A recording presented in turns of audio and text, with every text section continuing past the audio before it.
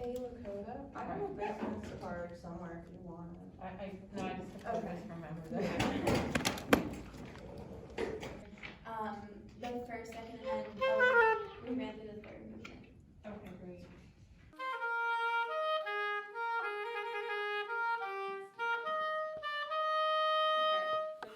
You guys should just do the last 5 numbers.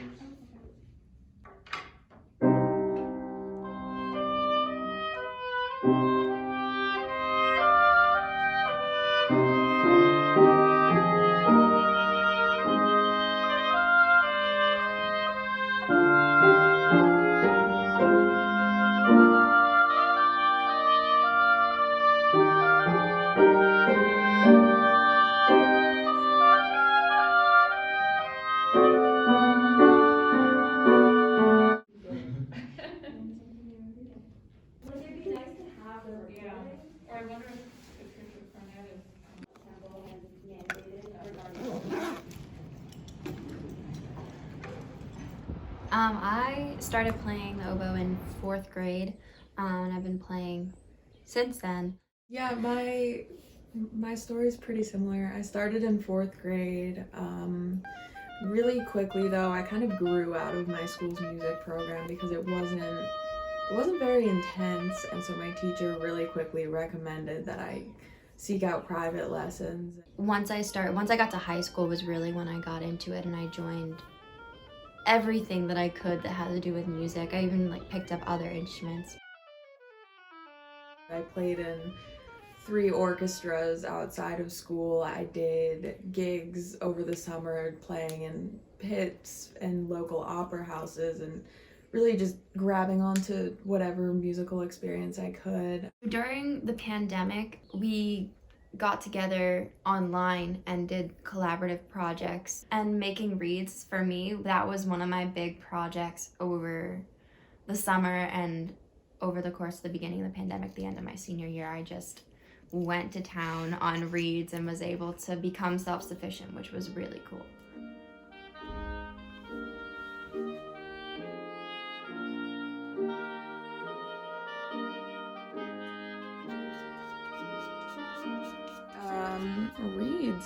Reeds are like a huge part of playing the oboe. I mean, it's so much of our sound, and the process, I mean, you basically do it all yourself once you get there. Got my soaked cane. I'm gonna measure and make sure it's supposed to be around 71, 72-ish. I got my thread. Tying is basically just getting the cane onto the staple. So you tie it really tight onto something, and that helps you build the pressure and make sure that your reed is gonna seal. And the moment of truth, seeing if it seals.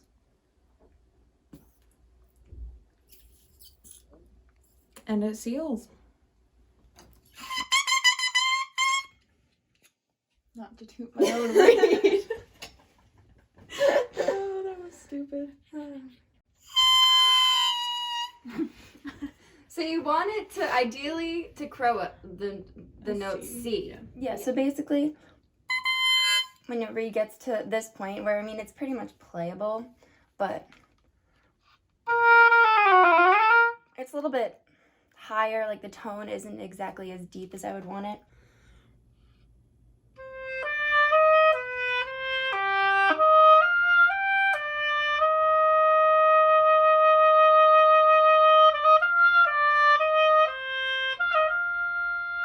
Well, I have band twice a week and orchestra twice a week, and then the chamber rehearsals with our little group twice a week, and then individual practicing 1 to 2 hours a day.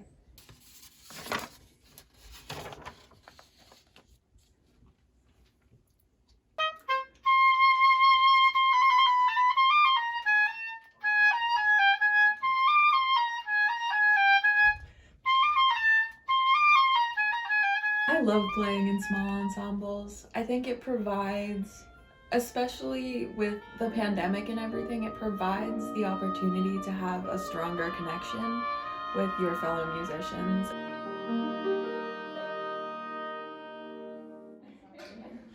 Our trio is made up of myself, Amanda, and our pianist, Matt, who is a graduate student. Okay, but so we end on the same thing, I think. Like Yeah, rhythm. you both have the same, Okay. got it, ordered Okay. now. At least at Temple, Another C. some of the things that they put in place are they have plexiglass shields in between each of the players, and then everyone's distance as well.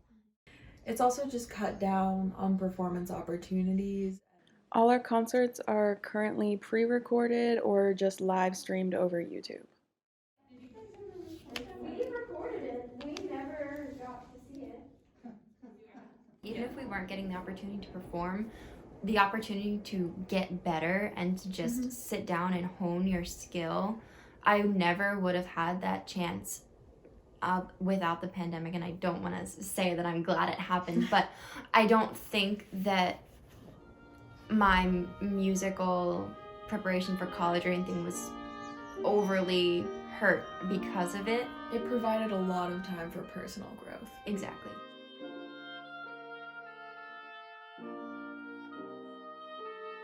I think it's really good for my mental sanity to have somebody who I live with who understands, because oboe is so finicky and it's such a specific thing, and anyone who plays it understands the trouble, and I feel like there's just this underlying understanding that anyone who plays oboe has, and the fact that I get to live with someone who also understands that. It sounds silly, but it's so true, because Struggle is real. it's obviously the big part of our lives, and it's what we are going to school for and what we want our careers to be. It's special. Special. I kept saying cool and I didn't want to say cool again. It's special.